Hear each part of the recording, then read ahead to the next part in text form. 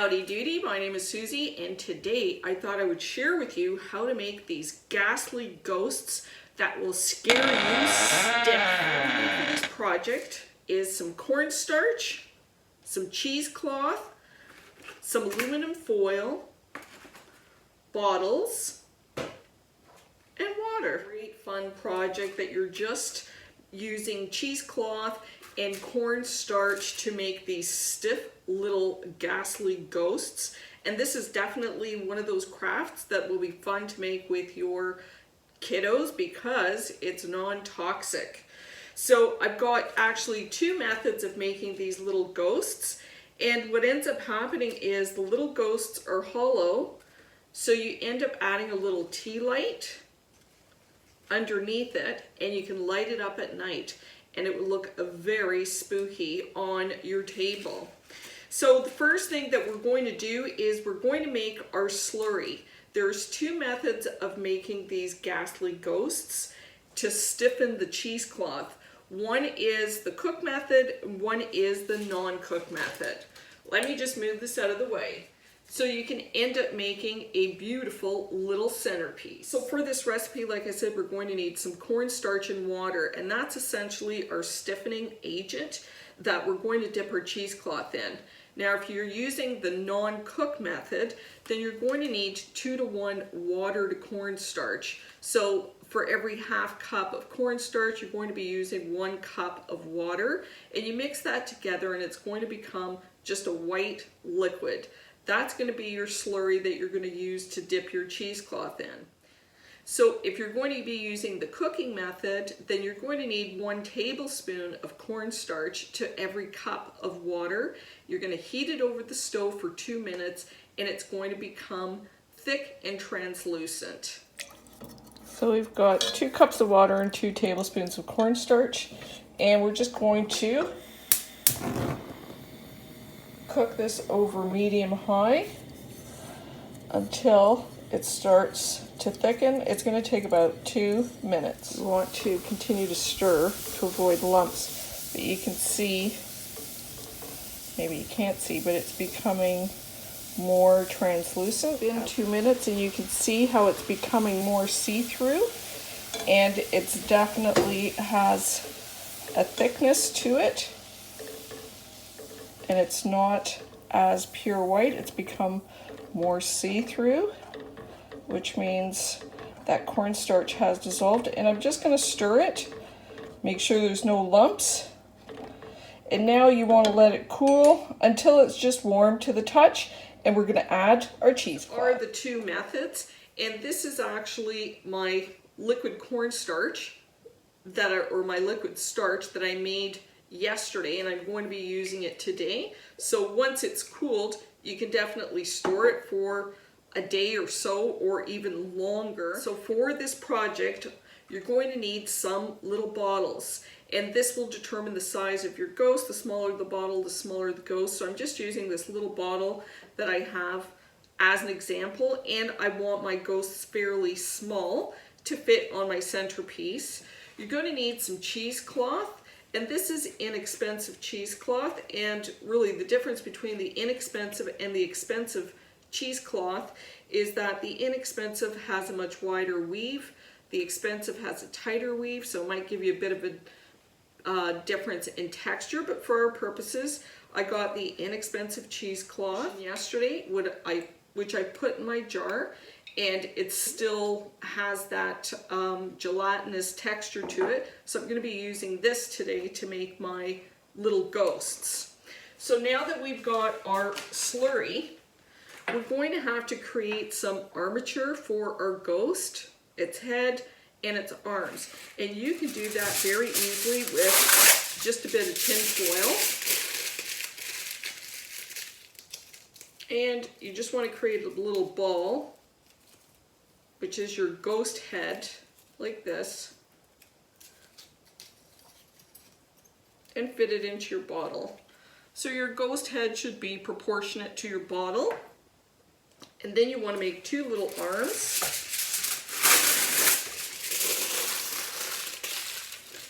And just make these a little bit sturdy because it's going to have to support that cheesecloth that's going to be wet in our stiffening solution. And then you just want to wrap it around like this.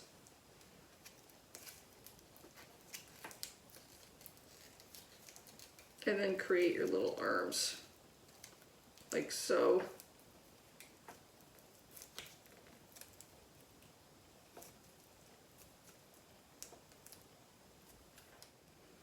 Very simple, Betty Skitty.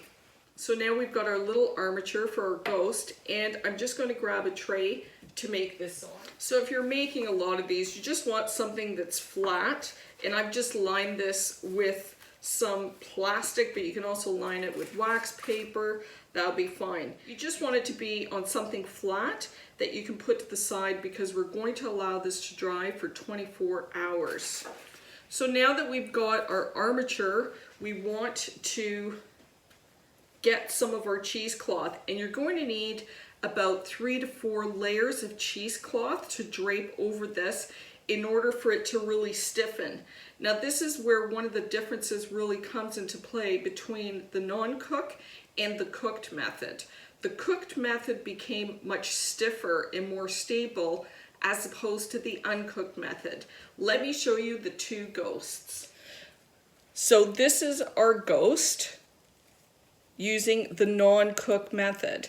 So you can see it's stiff when we remove it from the bottle. Oops. But it still has some softness, but there is enough stability to hold the ghost up, which is what you want. And you can also see that this is quite white. This is the cooked method. So you can tell it's more see-through, but it's a lot more stable than this ghastly ghost. Stiff, soft. So now you've seen the difference between the two. So now what we want to do is we want to cut our cheesecloth to be able to drape enough over our armature because we want it to puddle, maybe not that much. So you want to cut enough cheesecloth so that the bottom will puddle, because this is going to create the stability for the ghost to stand up. So I've cut some pieces. I've got 3 pieces. We're just going to drape it over. You want to make sure that it's going to drape nicely. And then the next is our solution. So it's only cornstarch and water. I just made 2 cups and I've got it here. And what you want to do is pour your solution in. You can see how it's nice and thick.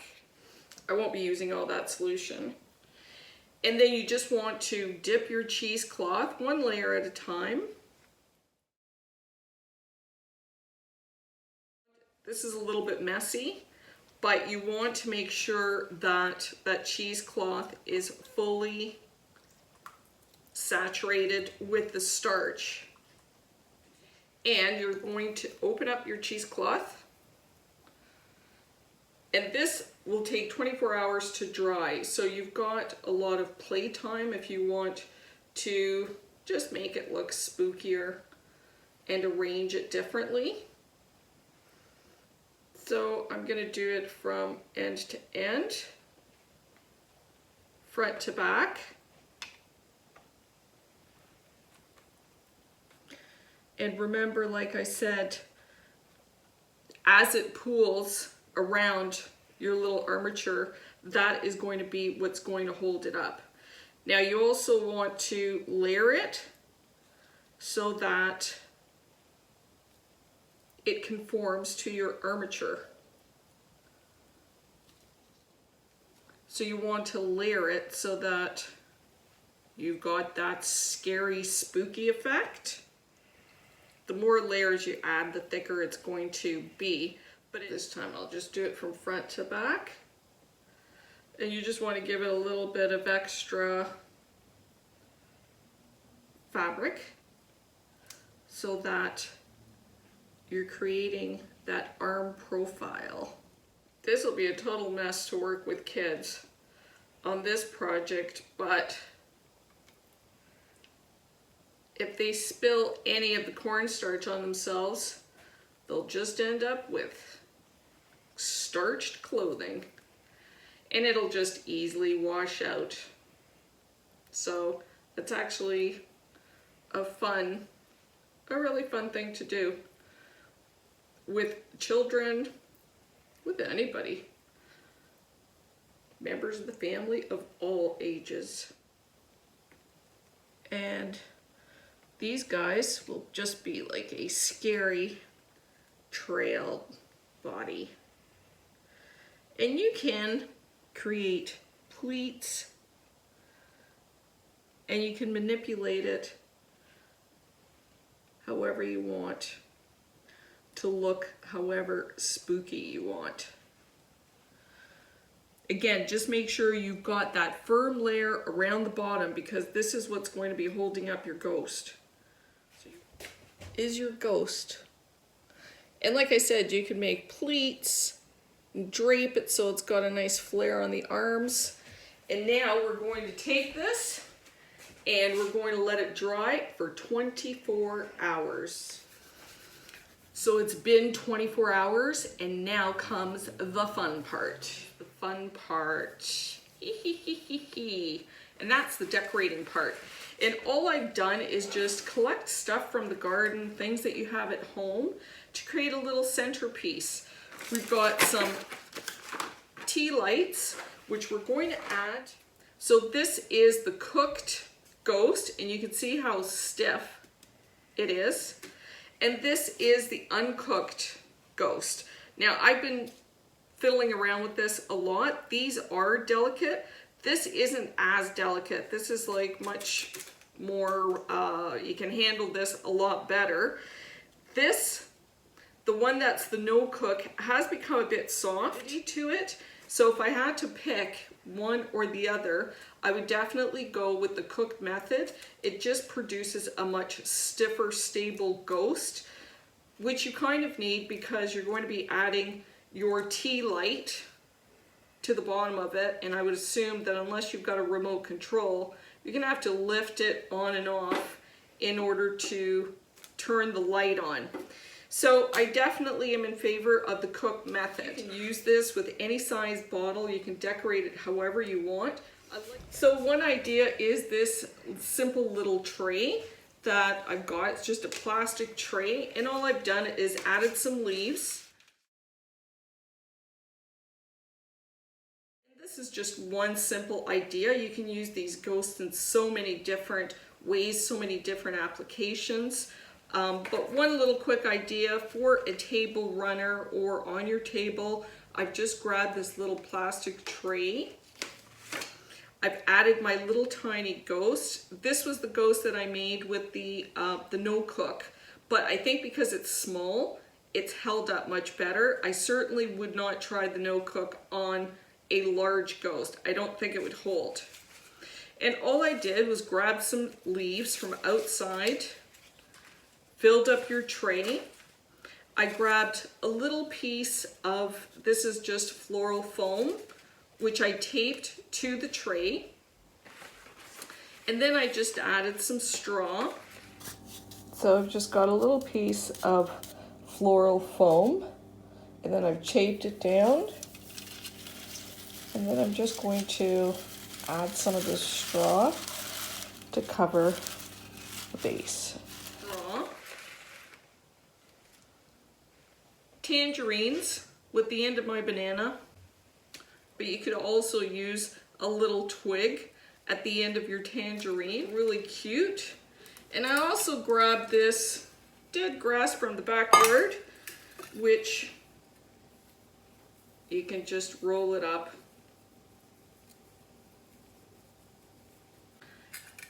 And it all of a sudden becomes a tumbleweed.